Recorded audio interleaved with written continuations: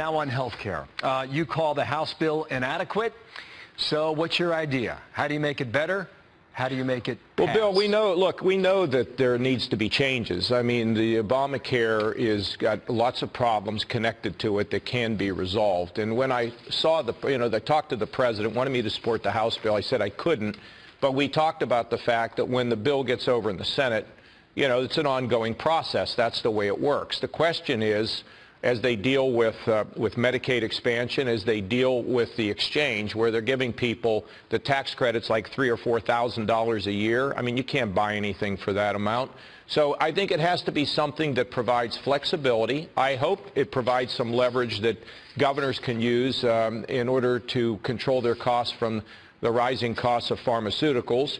And I think it requires a phase-out combined with flexibility. Now, whether that's acceptable to the House, that's where I really believe you've got to start talking to Democrats. In fact, my staff and Governor Snyder and others are beginning to talk to some Democrats.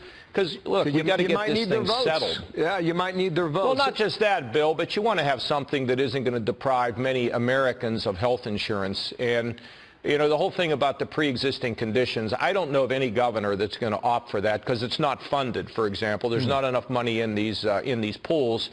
So the question gets to be, and I have more governors calling me now. They want to talk to me about this thing.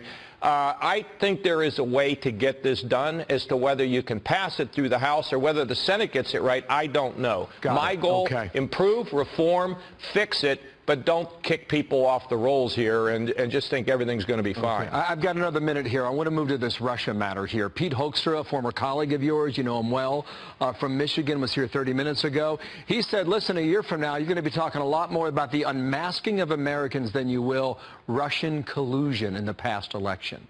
You think he's right about that? I don't know what that means. I don't know. Look, I'm not following day to day the whole Russian situation.